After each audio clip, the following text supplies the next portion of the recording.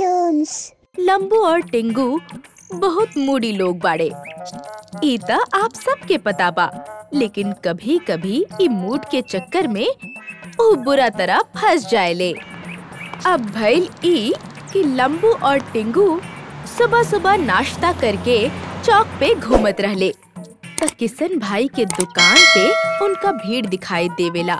वहाँ टीवी पे न्यूज दिखावत रहे। आज के ताज़ा खबर सभी शहरवासी के सूचित कइल जा रहल बा कि शहर में एगो आदमखोर शेर घुस आइल बा। ओकरा मारे के कोशिश जारी बा, लेकिन जे भी ओकरा के मार गिराई ओकरा सरकार इनाम दे। अरे हम का पागल हो गए बानी जौन आदमखोर शेर से उलझब। सरकार भी कुछ भी कहेला। अरे वो कोनो कुकुर नहीं के शेर बा शेर। कोनो बेवकूफी वो शेर से उलझी। लंबू और टिंगू सोचेले कि वो आदमखोर शेर से निपटी है कैसे। लंबू तुम्हार ताकत और हमार बुद्धिमानी एक हो जाओ तो हमनी उस शेर के मार सकेनी। बात तो सही कहला टिंगू भाई। फिर तो शेर का डायनासोर भी मार सकता नहीं। अरे बेवकूफ लंबू, डायनासोर तक कब के मर चुकल बड़े। और रहल इस शेर के बाद तो देखा कितना खतरनाक भाई। अगर तो के मरे के बा तबे तू ऐजा जाबा। लेकिन लंबू और टिंगू केहू के ना सुन ले। उस सीधा सरकारी ऑफिस चल गए। तू दोनों के बड़ा भाई? सर हम बानी लंबू और ये बात टिंकू। हमनी दोनों मिलके वो आदमखोर शेर के खात्मा कर दे हम सर जी। वो आदमखोर शेर कोनो बिल्ली नहीं खे, समझला? सरकारी ऑफिसर लंबू और टिंगू के वहाँ से भगावे के कोशिश करेले, लेकिन वो दोनों अड़ल रहेले। सर हमनी तैयारी करके आई बानी। हमनी वो आदमखोर शेर के मार के ही रहा सर जी। ठीक बा, तो फिर ईला बंदूक। ऑल द बेस्ट। सरकारी ऑफिस से लंबू और टिंगू के एक एक बंदूक मिलेला, जेकरा लेके वो दोनों आदमखोर शेर के ढूंढे निकलेले। भैया टिंगू, हमने निकल तक गए नी शेर के शिकार पे, लेकिन ओकरा खोजब कहाँ? हाँ यार, ये तो हम सोचले ही ना रहनी। इन न्यूज वाला के पूछल जाओ, वो लोग के सब पता होकेला। अरे लंबू, न्यूज से याद आइल, वो टीवी पे दिखावत रहले कि शेर शहर के दाईं ओर से घुस गइल बा। तो हमनी के दाईं ओर या शेर के दायां ओर घुसल हो की टिंगू भाई? दोनों यह डिस्कस करत रहले कि दोनों के कान में शेर के दहाड़े के आवाज गूंजलस। दोनों के सामने तगड़ा आदमखोर शेर खड़ा रहे और दोनों डर गईले। टिंगू, ये तो बहुत मुश्किल बा। का हमनी के एकरा मार पाइब? सोच ले तो यही रहनी ना। तो फिर कैसे मारल जाये? ई बंदूक से हमनी के डांडिया नहीं खेले के। फायर! दोनों शेर पर गोली के बरसात करे लगले। लंबू, तू ओकर सर पे निशाना लगावा और तू पैर पे। गोली के बहुत आवाज होखत रहे। तूफान जैसन फायरिंग करत रहले, लेकिन एक भी गोली शेर के ना लागल। लंबू भैया, एक तक गोली निशाने पे लगावे के रहल। अरे भैया, हमरा तो प्रैक्टिस की जरूरत बा, लेकिन तुहार निशाना तो अच्छा बा। तो तू काहे ना मार गिरौला शेर के? हमार निशाना लगत ओकरा पहले गोली ही खत्म हो गई। तब करे के का बा? लंबू, अब जितना हो सके उतना तेज रफ्तार से भागा।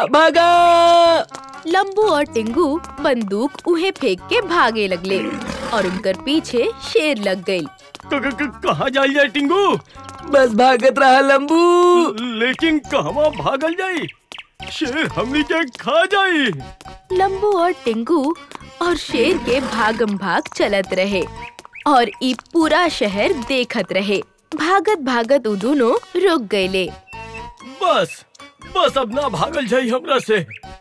आइडिया, लंबू, हमने पेड़ पे चढ़ जावल जाओ। लेकिन वो पेड़ पे चढ़ गई तो यही से हमके नारियल के पेड़ पे चढ़े के पड़ी। वो दोनों नारियल के पेड़ के नीचे खड़ा हो गईले। लंबू टिंगू के ऊपर फेंक देवेला और खुद चढ़े लागेला। तबे वहाँ शेर पहुँच जाएला। टिंगू भाई, कुछ करा, हम अभी फिसल भी सकता नहीं। रुका, हम कुछ करता नहीं। टिंगू पेड़ से नारियल तोड़ के शेर के फेंक के मारेला और शेर वहाँ से भाग जाएला और वो दोनों पेड़ पे बैठ के बात करे लागेले। अपन मिशन तो फेल हो गईल। ना लंबू, अब ही ना भइल बा।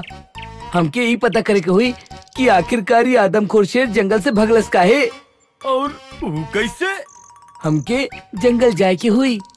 लंबू और टिंगू जंगल के तरफ निकले ले और जैसे ही वो जंगल में पहुँचे ले तो देखे ले कि जानवर खातिर बनल एगो पानी के तालाब, ओकरा में बड़ा सा पाइप रहे। अब हम समझ गए नी लंबू कि का गड़बड़ बा। हमरा भी समझावा जरा। जौन जानवरन खातिर तालाब बनल बा ओकर पानी फैक्ट्री के दिहल जाता, तब पानी के तलाश में शेर तो शहर औबे करी ना। वाह, का बात कहला है टिंगू भाई। लेकिन ई बात हमनी सरकार के कैसे समझाई? ऊ तू हमरा पे छोड़ दा। लंबू और टिंगू दोनों शहर लौट के आ जाएले।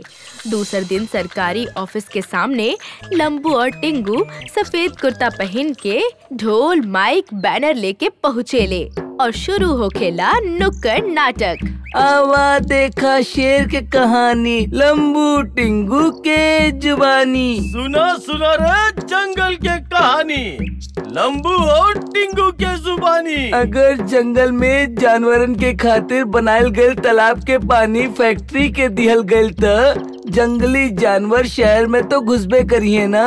जंगल काट दिहल जाई तो जानवर तो ऑटोमेटिकली ही मर जाई है।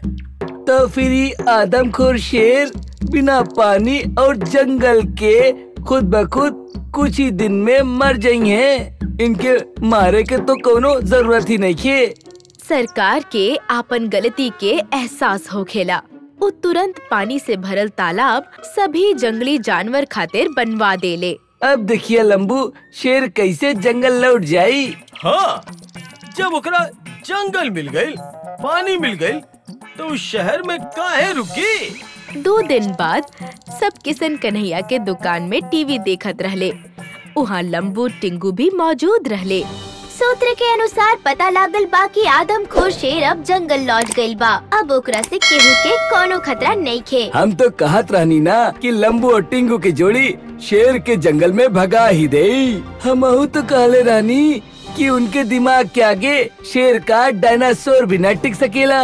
ई बेहतरीन काम खातिर सरकार लंबू और टिंगू के इनाम देले बाड़े। बधाई हो के टिंगू भैया। तो के भी लंबू भैया। और ई तरह एक बार फिर से लोग लंबू के ताकत और टिंगू के बुद्धि के कोनो तोड़ नहीं के मान ले ले।